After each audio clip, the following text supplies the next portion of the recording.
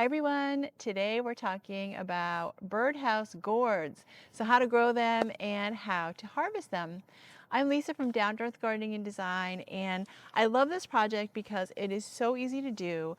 They are so economical because they're easy to grow from seed, and the ones I'm going to show you here are all from seed.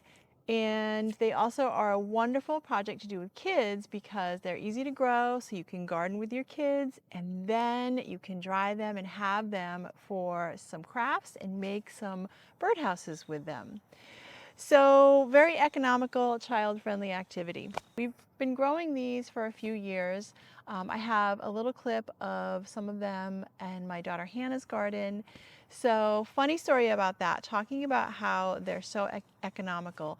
They will reseed themselves. So in previous years, she's had some free Birdhouse Gourds and plenty of them. And I have a little video clip of her freebies. So what that means is she grew them one year from seed, and then the next she didn't plant any, and they just came up all on their own, and she had a whole bunch of them. So lots of fun. Okay, so let's get down to it. Birdhouse Gourds, and I'm in zone 6B. You want to plant them from seed when you're out of danger of frost in the spring. So direct sow, that means you just push the seeds right into the ground, and they need about 180 days to come to full maturity.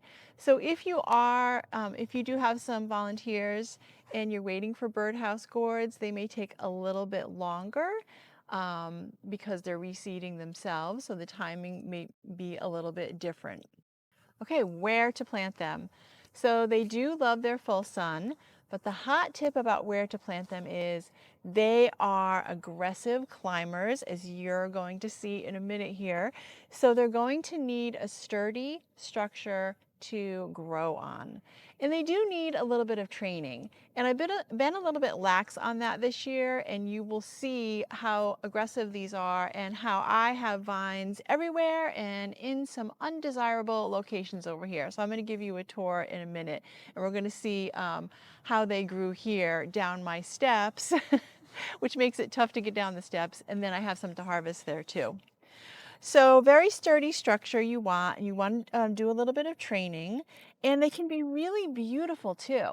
So my daughter Hannah and I both have them on an arbor, but if you have a nice sturdy pergola, that's also another wonderful place to grow them and can be a beautiful garden feature. All right, so let's talk about harvesting.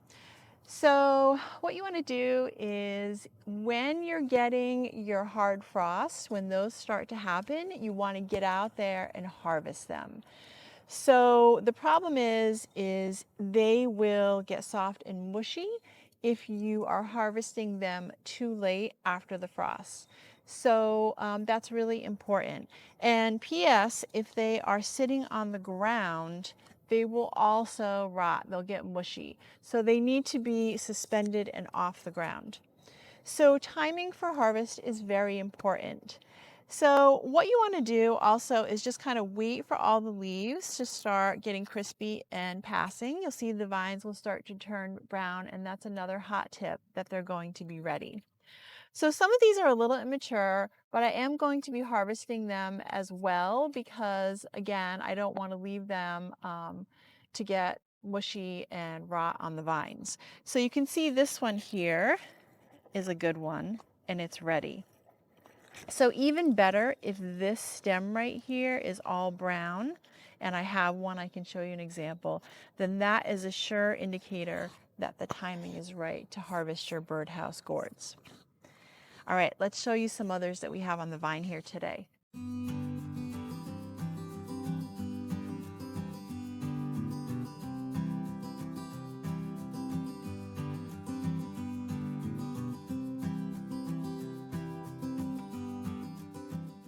Okay, you can see how aggressive they are, and they've really taken over.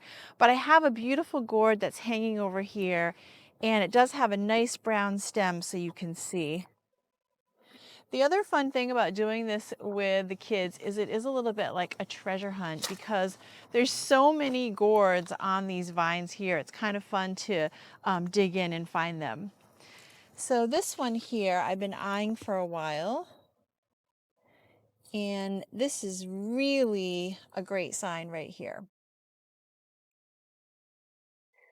All right, so harvesting. So I have my pruners out. What you want to do is you want to cut the stem as long as you can. So I'm just going to get in here.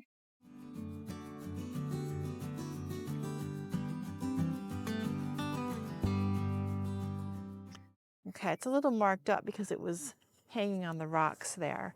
But because it was suspended, it's still in pretty good shape. These are so much fun, and they can be all different shapes and sizes, and I love them when they form a little hook here, when the neck is a little bit crooked. So they come in some really unique shapes here. So I have another one over here that already has rotted on the vine, and I pulled it apart a little bit so you can see right here. So this happens, and what I will say is, first of all, there's going to be plenty to harvest, but even when you're drying them, you can dry them and use the best methods, but you're still going to have some that are going to end up soft and mushy and are going to have to be forfeited to the compost pile. So don't get frustrated and worry about that. You're going to end up with a few really nice ones. So the timing of harvest is really important, but then how you dry or cure them is also really important. So what you want to do is I will just kind of wipe them down, and I will put them in a dry and sunny location. And so you can put yours in your shed or your garage. If it's a dry spot, then that's perfect. I have an addition that I use, you may have seen in the videos, where I have a lot of my gardening stuff. It's kind of turned out to be the garden room. And it does get a little bit of sunlight in there, so it's a nice dry room. And then you also don't want them touching each other when you're drying them. And you want to make sure that they are on a rack or hanging. So that is ideal for drying. So I've known some people that will just take them in the fall and hang them from the trees and dry them outside in the sun. So that's fine too. You're gonna have plenty of them. You can experiment a little bit. So funny story about drying them. The first year that Hannah and I grew them, we tried to dry them all in her garage, and they were really just all in a big bucket. And so we only ended up with a couple. But we had thrown some in her compost pile. She has a big open leaf pile, and left them there for the winter. And when we went out in the spring, they were dried. They had dried in the sun. So don't worry too much about it and have fun with it. Now, you're going to see when they dry that they're going to turn brown, so tan brown, and they're probably going to have a little bit of mold on them. And I do have a clip of what they look like because we have made these before into birdhouses. So we're not going to worry about that yet. I'm going to bring you a video in the spring on making some beautiful birdhouse gourd birdhouses. So when they're fully dry, they're going to be the brown color. They're going to be spotty. They're not going to be all that attractive, but you're going to know they're dry because you're going to shake them and they're going to sound like a rattle, and that's perfect. Shake it. Shake, shake, shake. So set them aside until spring, and then join me then, and we can make some gourd birdhouses together. So that's it for today. Thanks for joining me. If you liked the video, please give us a thumbs up and subscribe to our channel because we have a lot more gardening coming your way.